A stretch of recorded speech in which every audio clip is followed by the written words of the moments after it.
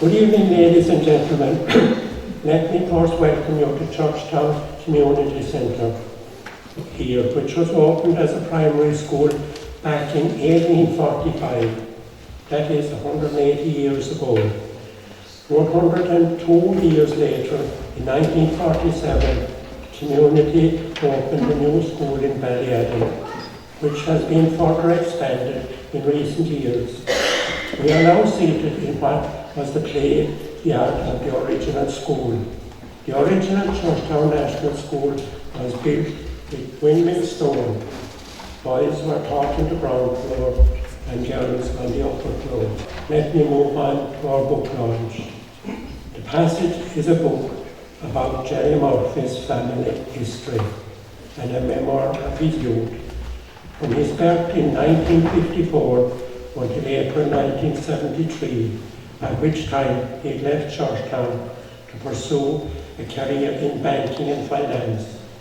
This passage will be of interest to Churchtown people, both near and far, and anyone curious about life in rural Ireland in the mid-1950s to the early 1970s.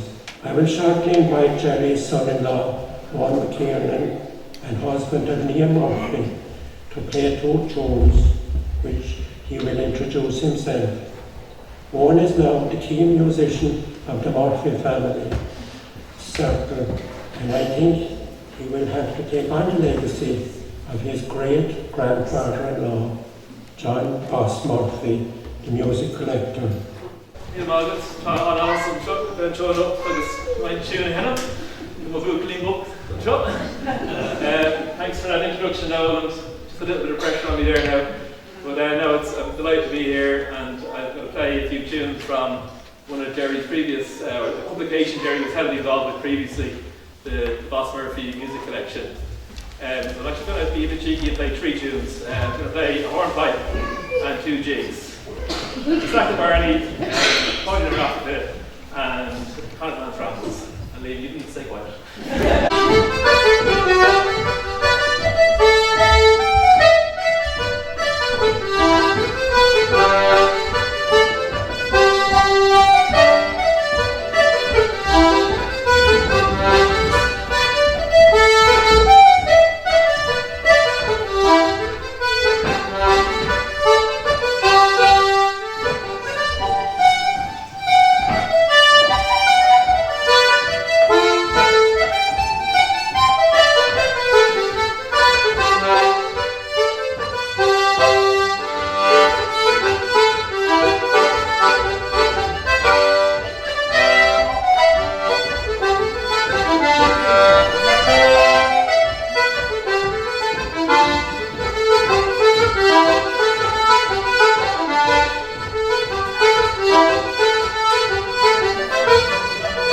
Deirdre Murphy will shortly sing us a song which she has recently recorded for a charity CD. Díomh ar fad tá sé anias sibh ar fad eicil an seo anocht.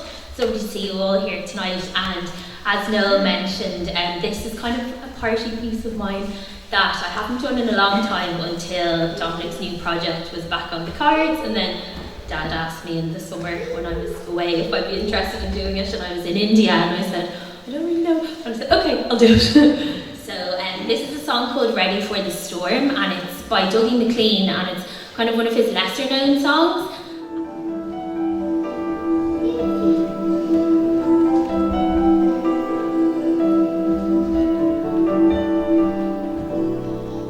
Oh, the waves crash in and the tide pulls out. It's an angry sea, but there is no doubt that the lighthouse will keep shining out to warn the lonely sailor.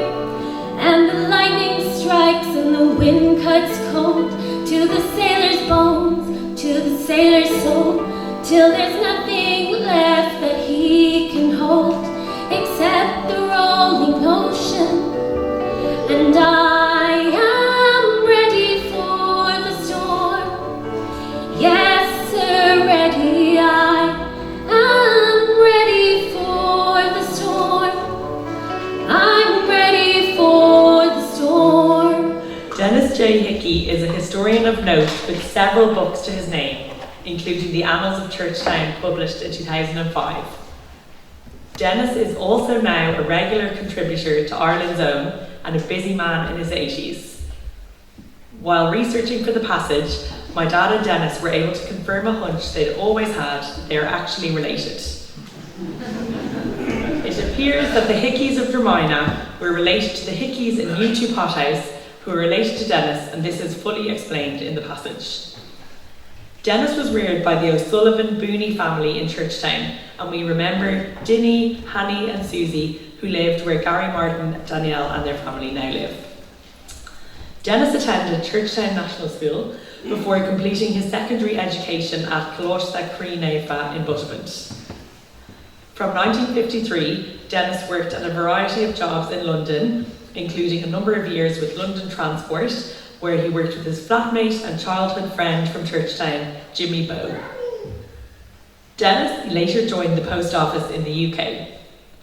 Denis returned to Ireland in 1973 and joined the Department of Posts and Telegraphs and worked in Dublin for some time before settling in Limerick, where he and his wife Anna from Doneraile raised their 3 children.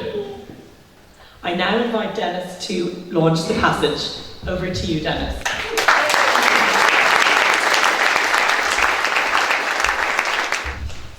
Thank you very much. It's rather an emotional evening for me because this is my alma mater. I came here in 1942 when I was just over 4 years of age, upstairs. And Churchtown has been in my heart since I left it in the 1950s to go to England. As was mentioned there, I joined the post office, but I'd just like to share a little story with you about that. I did the exam, and because I was from Churchtown, the exams were no problem to us. So I failed the medical for my eyes, you see, and I was going to be behind P&T, behind the counter, and I was pretty annoyed about that. What you want good sight for really, and you could always get glasses. So I wrote to the head office, and the following lines. I said, I shudder to think at the fate of Nelson had he attempted the post office and not the Navy as a career. That Friday, 2 days later, I got a telephone call from King Edward Building. Said, Mr. Hickey, we have your letter here and we're rather intrigued. Could you report for duty on Monday? Gerry and I have been friends for a long time, and my family before me were friends with the Murphy family. Murphys are all stock here, the Hickeys are all stock, the Relihans are all stock, and the Linehans are all stock. I'm deeply honoured, indeed humbled, that Gerry has invited me to launch his exemplary memoir, The Passage, and that he's chosen our old alma mater in which to do so. I've informed Gerry it is the best of his published works, through its honesty and its pathos. Figures from the past are brought lovingly to life, to enliven and enrich this absorbing account of life at the end of the passage. Gerry Murphy and his wife Dorothy have a long association with the village and parish of Churchtown. Love of native place and acknowledged entrepreneurship emboldened Gerry to place Churchtown in position to meet the many challenges of a rural village robbed of its emigrant youth and devoid of investment. The memoir is written by a man with a song in his heart and with a deep affection for family and place. It is not just a book, it's a virtual encyclopedia encompassing some 20 years of rural life in an Ireland from the mid-50s. I enjoyed its Churchtownisms, its witticisms, but above all, its Murphyisms. I have little doubt but you will do so. I have the honour and pleasure of recommending the passage to you. Gerry Murphy. Gerry Murphy worked in banking for 25 years before devoting a large part of his life to our village. When he founded Churchtown Village Renewal Trust in 1997 and Boss Murphy Community Fund in 2022, he had a very significant impact on the development of Churchtown over the last 28 years. Let me now call on Gerry to speak to you. Thank you all for being here this evening. It's a great turnout. In late 2024, I was asked to speak to the senior classes in Churchtown National School, which I left in July 1967. I was thinking about what I would say to my young audience, and it occurred to me that it was 57 years since I had left Churchtown Primary School. I was trying to put meaning on the passage of time for myself and for my young audience, and I suddenly realised that the time span I was looking at was the equivalent of someone visiting my class in 1967 who left primary school in Churchtown in 1910. They would have started as an infant in the late 1890s in this very building. This insight was a sobering thought for me. In my new book, I include a large number of ordinary people like myself by name, so as, in my own way, to make sure that they're never forgotten. I wanted to immortalize as many people as possible from the 19-year period, 1954 to 1973. The scale of the index for the book, with just over 2,000 entries, is a reflection on the number of people I seek to remember. I am sure I have inadvertently forgotten some people, and I am sorry for any omissions in this regard. I will seek to add these names to further reprints of the book. Good man, Liam.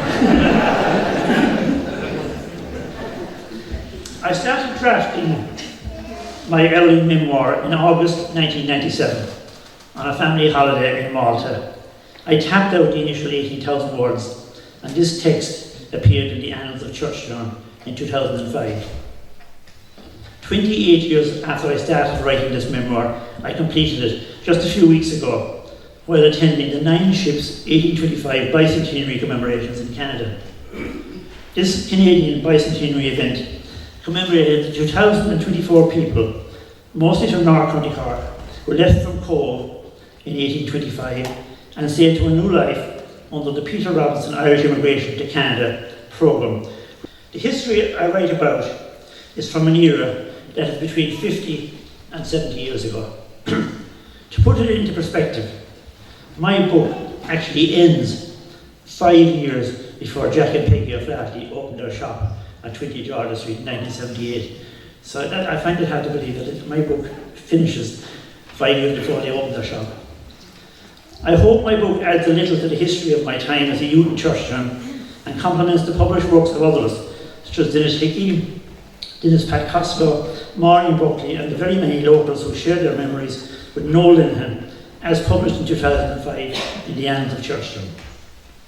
Finally, I wish to acknowledge that this book is a personal indulgence, of which I have had many over the last 71 years. It will be a bonus if my now recorded memories preserve some record of my early life and times in Churchtown for even a single reader in generations yet to come. Dora Míle Maith Agó Léir.